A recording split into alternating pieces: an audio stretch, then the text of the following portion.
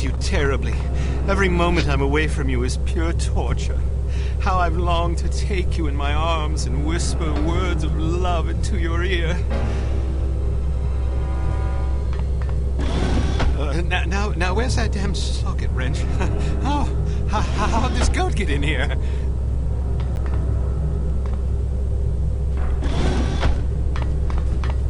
So, this is the Indomitable Cate Archer, super spy.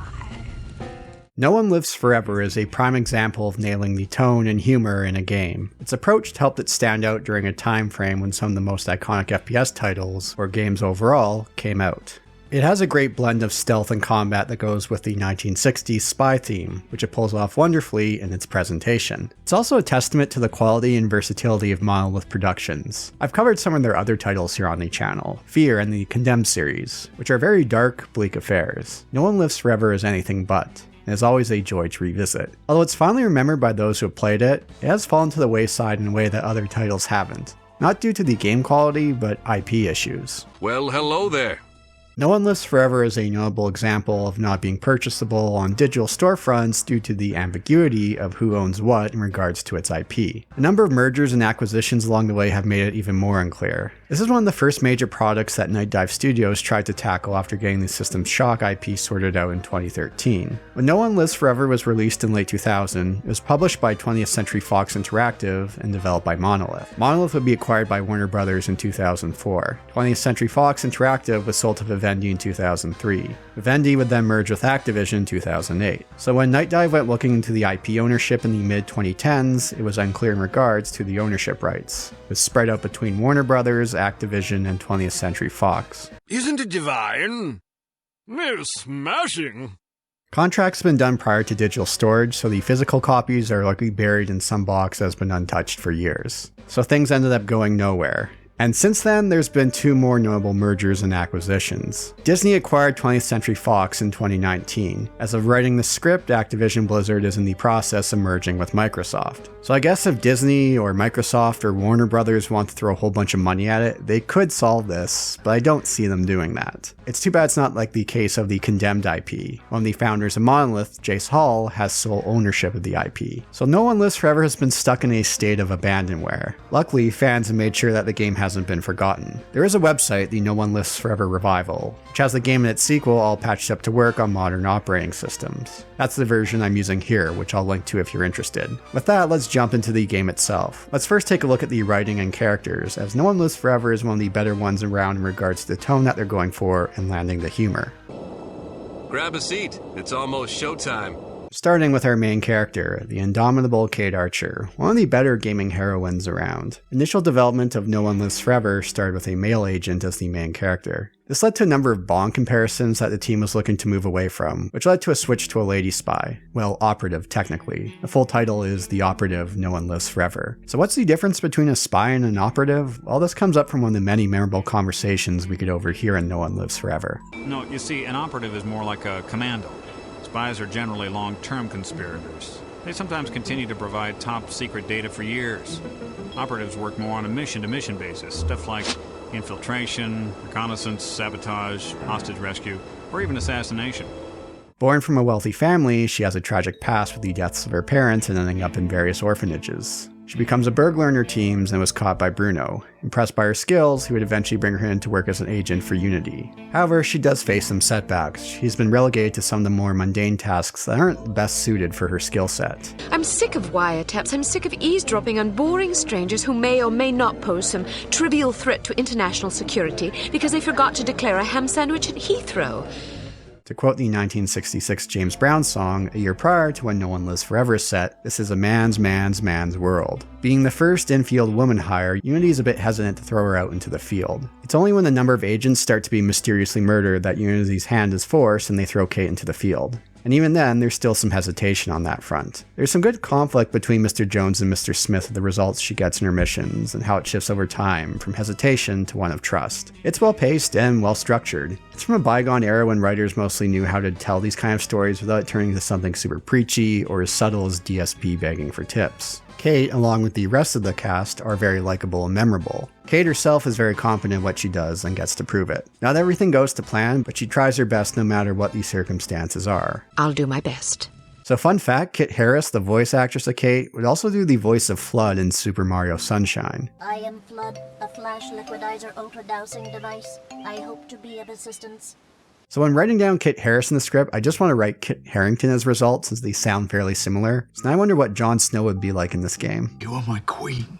Ah, don't pout. Your eyes get all small and piggy when you're sulking. Kate's very well read, and in some economical exposition, she lists off a dossier of a number of characters we'll encounter. It gives us some background with who we're dealing with, and makes sense in this world full of dossiers for an agency like Unity. It shows Kate has plenty of knowledge of who she's dealing with. Sergeant Magnus Armstrong, born in Glasgow, Scotland, 1925. Frequently in trouble as a lad due to a penchant for fighting. She keeps things professional, but she isn't afraid to throw some sass around when the time calls for it. As well, she's not afraid to make use of her womanly charms. Well, I hope you brought some secret charm powder or something, otherwise you're in big trouble. I've got better weapons in mind. Like what? You've been staring at them all afternoon. Of course, Kate has plenty of excellent characters to work off of, from the more subdued Mr. Jones and Mr. Smith. Mr. Jones gives her more of the benefit of the doubt, while Mr. Smith questions her judgment at nearly every turn. It's a nice shift to see him turn from a doubter to one of begrudging respect. There's her mentor Bruno and Tom Goodman, an American agent of Unity, with his movie star good looks and lack of subtlety in the field, that teams up with Kate for a time during the game. You think he'll believe me? He will if you tell him my code name. I don't know your code name. Bold Eagle. Good God. What's so funny? Nothing. See you later, Bold Eagle. Not if I see you first. Okay. But it's the villains that we'll deal with from the organization HARM, which is never outright stated what it stands for, where the comedy and writing in the game really shines. Agent Archer, what does HARM stand for? I haven't figured that out yet.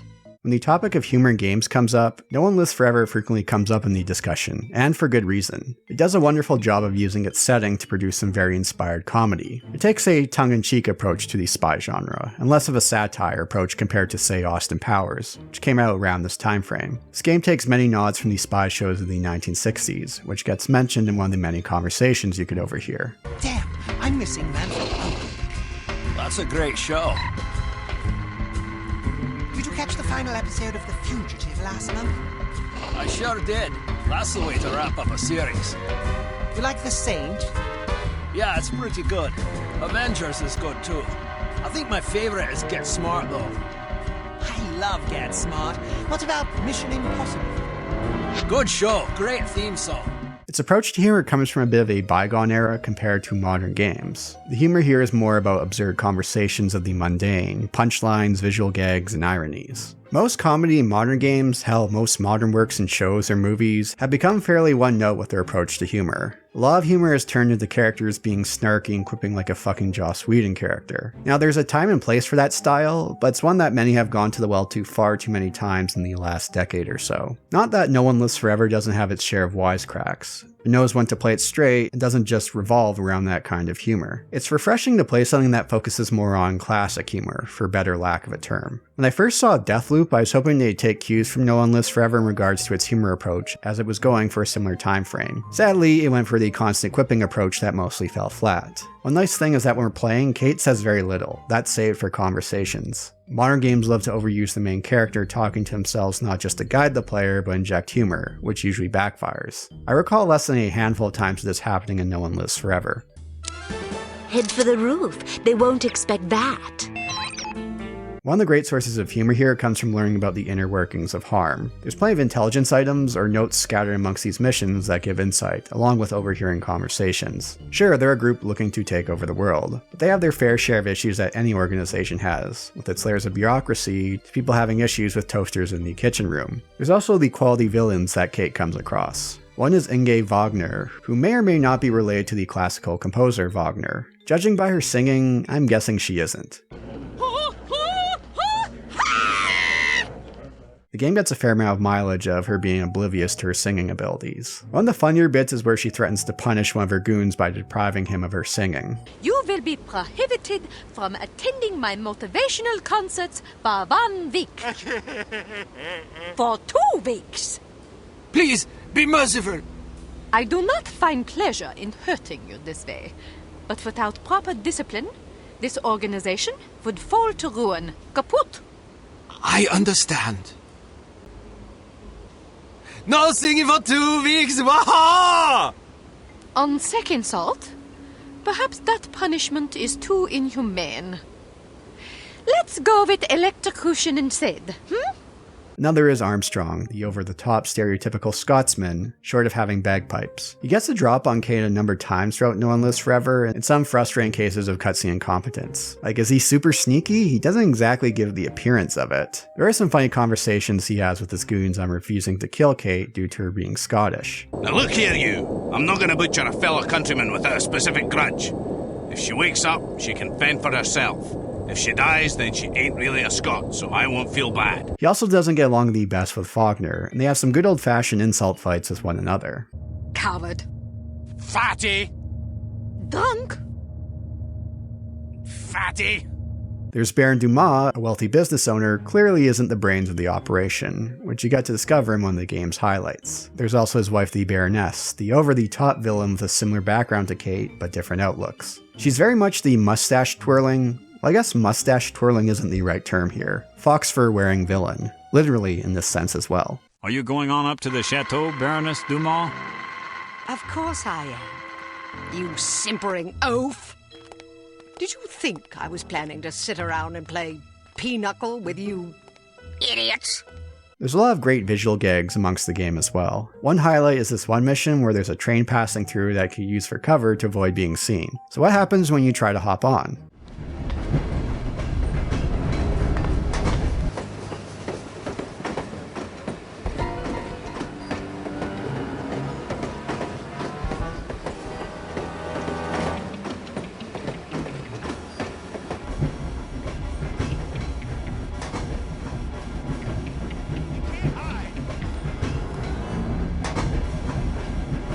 However, the true highlight of the humor in No One Lives Forever happens in the many, many conversations we could overhear amongst guards and others we come across during our missions. Don't threaten me! Then don't put dog doodle on my pillow. And some of these conversations could go on for several minutes. Anyone who's played it will remember the guy talking about the consumption of beer turning into criminals, which leads to a very insightful conversation. Just because criminals drink a lot of beer doesn't mean that beer causes crime. It's possible that people with criminal tendencies enjoy beer because it helps to soothe their conscience. Just because we are products of the societies we're born into doesn't absolve us of personal responsibility. Our religions and laws teach us what is right and what is wrong. Frequently, the right choice is the more difficult path to take. It requires sacrifice, self-discipline, patience, virtues that many of us find somewhat lacking in our natures. Or hearing the guards talk to others about their girlfriends, dealing with their mothers-in-law, or their son's upcoming birthday. Or guards just wanting to get together after work to jam a bit. The sheer amount of dialogue here is insane. I can't think of a game that comes close to how much quality dialogue you could overhear. Now to note, some conversations are more engaging than others, and some do go on a bit too long. Some hit their crescendo and punchline, but still keep going. Some could have been chopped down by a good 10 to 15% and would have been just as good. And yes, you'll hear some of these same voices over and over again. A number of goons bear strong resemblance to Christopher Walken, but it's all part of the charm. It puts most games to shame when it comes to its humor and writing, and also gives some incentive to taking a more stealth-based approach when playing No One Lives Forever. I know what you mean. I've got this Modigliani print I really like, but my apartment was sort of a light tangerine. Besides going more for that secret agent approach, listening to all these talks about goons and their girlfriends, their children, renovating their apartments, wanting to jam together, I'd feel bad killing them. So you have a number of options when it comes to sneaking around. However, it is a bit of a mixed bag here. It has some weird quirks that you get used to while playing the game. It's something that's a bit trial and error. One odd quirk is the lack of a lean button, so you have to do this quick in and out shuffle to see around corners. Different surfaces will make different amounts of noise, but this isn't like Thief where it's well telegraphed and you have plenty of options at any time. Good luck finding super quiet carpet surfaces here. Now of course you could sneak by enemies, but if you want to be a bit more certain, you can give them the good old fashioned judo chop to the back of the neck. Who's over there?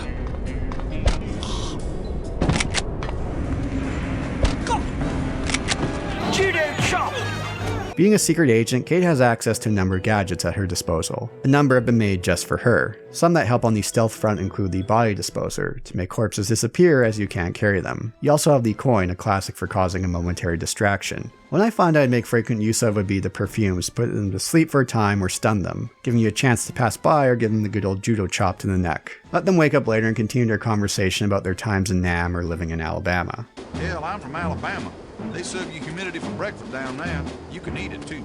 The game makes use of music that adapts to enemy awareness, being more low-key when undetected, but picks up the energy when guards are suspicious or notice you. On the note of the music here in No One Lives Forever, it's fantastic. It's very much a loving tribute to those spy tunes of the 1960s, with its own twist. There's also a motif that pops up a few times throughout the tracks.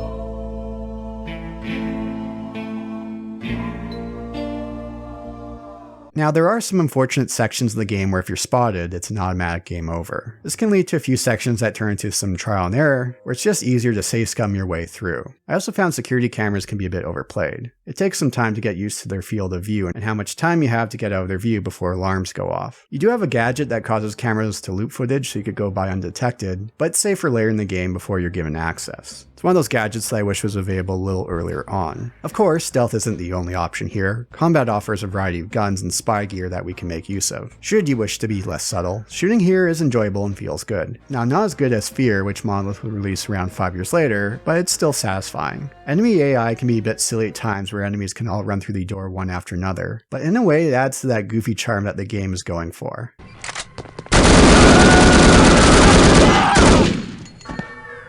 As I was saying, perhaps we should go.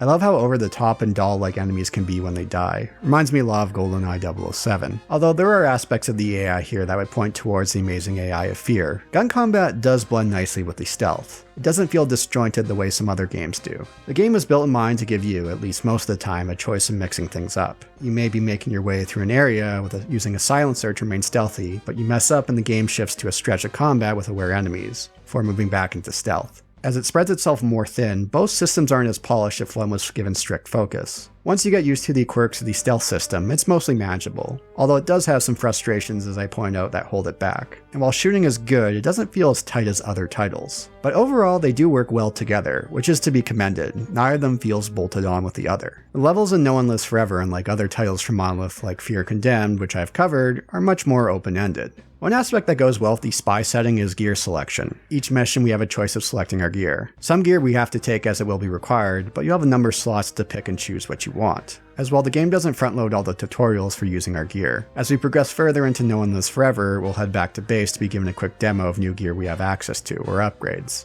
However, it goes well with the spy theme of being given all these various gadgets that the team is constantly tweaking and making. The game is at its best when the levels are tightly packed. However, there are some stretches where we have access to a vehicle like a motorcycle or snowmobile to navigate long stretches. These portions are a bit of a momentum killer. The controls are pretty wonky, and we can't ride and shoot at the same time. Enemies along the way will take you down pretty quickly, so you get into a bit of this momentum killer with constantly stopping to taking enemies out before hopping back on. These are just small portions of No One Lives Forever it takes up, but would have been better served having not been included at all. So let's go through some of the highlights and some of the more notable moments of the campaign for No One Lives Forever. So spoilers will be ahead here. As I mentioned earlier, No One Lives Forever has a well-structured plot to get the ball rolling. Cate, frustrated that she hasn't had a chance to show what she's capable of, gets thrown to the field when other agents are mysteriously murdered. Surely there must be a mole within Unity. First mission, Morocco has this great visual gag of us protecting the ambassador. Man is basically blind and deaf, having no idea how many goons are out there trying to kill him as he takes an eternity picking up his change. Don't you think at this point they'd find someone else to take his place? No, sir, I do not have a dime, and I don't have much use for beggars.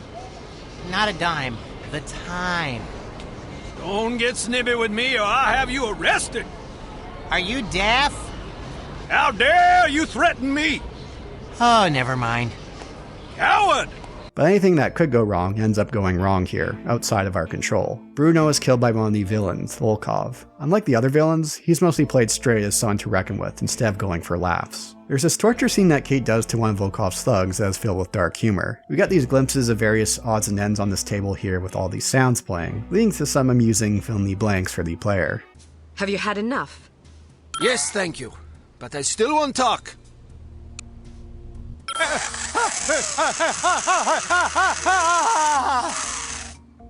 You don't even know where he is, do you? Yes, I do! What was I thinking? Why would Dmitri Volkov tell a lackey like you where he was going? Dmitri and I are very close. Very close.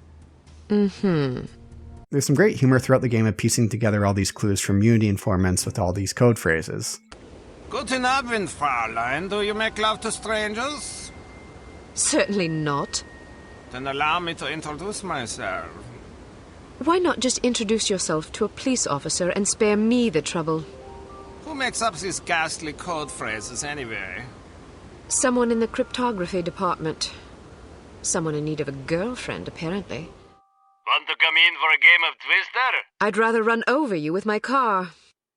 These code phrases have a somewhat confessional tone to them, don't you think? Yeah, now that you mention it.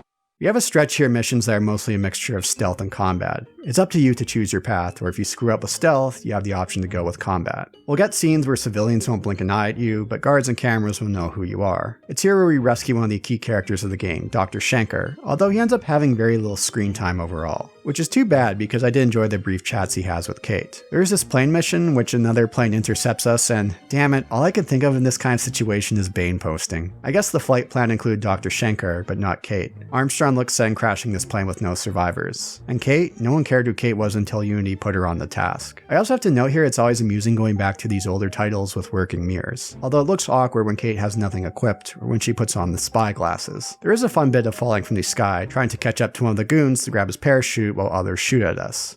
Excuse me, do you mind if I borrow that pen?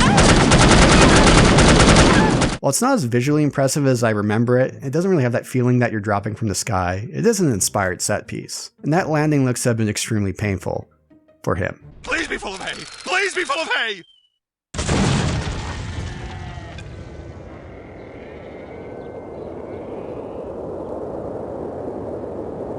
It's here I find where the game really starts to pick up. Not that the prior missions were bad, but now we have a few more gadgets to choose from and the game starts to find its groove. This is where we meet up with Thomas Goodman, an American agent of Unity, and he plays really well off Cate. Unlike Cate, known for being more subtle with sneaking, he's anything but. Old Granddad, bring the bottle, a tumbler, and a bowl of ice.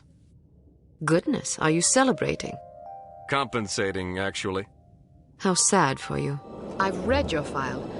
Subtlety isn't really your specialty, is it? I can be subtle. Then explain that shirt. What's wrong with it? Are you afraid of heights? I'm comfortable with anything under cruising altitude. There is one bit here where we get into a mandatory stealth mission, where being caught leads to a game over. Thankfully it's pretty short, but there could be some frustrations with trial and error in doing the quick save, quick load dance. And why didn't we get the option to use laxative at any other points in the game? That could have been an amusing tool to use. Would you excuse me for a moment? That should keep her busy for about 10 minutes, poor lass. Our chase leads us to Baron Dumas, so we interview him to figure out what his role is in regards to harm. This leads to a section that's a good 15 minutes of having the choice of questions to ask the Baron. But the game's writing is so strong on the comedy front, it's enjoyable one of the game's highlights. It's amusing to see how much of a fucking idiot the Baron is, and how straight the scene is played. Let me guess. Kenya. Oh, goodness no. I don't speak a word of Chinese. But Kenya's in Africa. Oh, I thought you were referring to the one in China. What historical figure do you most admire? Probably Beowulf. I was thinking of historical rather than fictional individuals. Well, I was referring to the historical Beowulf, not the fictional one. You mean the one who slew Grendel and his mother? That's right. He's a fictional character.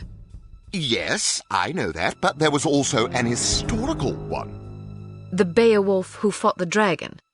Precisely. But there aren't any dragons. Well, not anymore, thanks to Beowulf. Is it possible he was putting on an act? I don't think so, sir. I'm fairly confident the man is an imbecile. I heard the tape and I gotta agree. There's a long stretch of scenes of breaking into Dumas Enterprise, the company the Baron owns, to find out their ties with Harm. There's an amusing boss fight with Wagner here where she could cause damage due to her horrible singing. Thomas meets his end here as we run across Volkov again, which I'm screaming at the screen for Cate to be shooting Volkov. You have a clear shot there. I do wish they kept Thomas around a bit longer, as some of the game's more inspired comedy comes from his clashes with Cate, but also how they grow to trust one another over time. Cate comes to the conclusion that's the Baroness who is the one they should be going after, which turns out to be the right choice. The Baroness serves as an excellent foil to Cate as they both have similar backgrounds, but they took different paths in life when they were at a fork in the road. Well, we both came from wealthy families. We were both orphaned at a relatively early age. Our fathers both killed themselves, although for very different reasons. We were both plunged into undesirable circumstances and resorted to rather desperate measures to survive. I found it quite uncanny at the time, although in retrospect I think we had less in common than I once believed. Adversity is the truest test of character. The strong are strengthened by it, the weak made weaker. I do wish she pops up sooner in the story, because she just chews up the scenery with that over-the-top snobby attitude of hers. Any sign of trouble? Well, McCoy got into a snowball fight with some kids and somebody hit him in the face. He got a bloody nose. What's your name? Hans Kirchner, at your service. You're fired. Huh? Why? Because if I were to shoot you, it would cause a scene. Another highlight is taking a trip out to space. Although before that, there is one of those sections where you can't be spotted or it's game over. Again, it's one of those frustrating sections where you're probably going to be safe scumming to get through it fairly quickly. And the space station itself, well, going to space feels like a good point for the game to reach its climax, but there's still a fair stretch to deal with afterwards. And even that felt like they could have gotten plenty more mileage out of the space station, as it's fairly quick. There's some inspired comedy here of a select few realizing they're heading into a meteor shower, and there's not enough escape pods for the entire crew. Are you thinking what I'm thinking? Right. Let's proceed to the escape pods in a calm, collected manner so as not to arouse suspicion. Good idea. It's once we return to Earth that we finally get some screen time with the Baroness as we begin to tail her. Tailing missions can always be a bit hit and miss. I found them to be some of the lesser levels in the Thief titles. Here I found the pacing to be reasonable, so it never really felt like you were languishing. We finally got some face-to-face time with the Baroness after another case of cutscene incompetence with Armstrong at the chateau. What follows is one of those you and I are not so different conversations. You could just tell that the voice actress for the Baroness is having a blast hamming it up. That's right. Every one of these smug blue bloods I scrub out makes the world a little cleaner. As far as I'm concerned, they're lint. To you, I'm just a villain. Those pretty eyes of yours see only black and white. Well, sister, the world is a crueler mistress than I.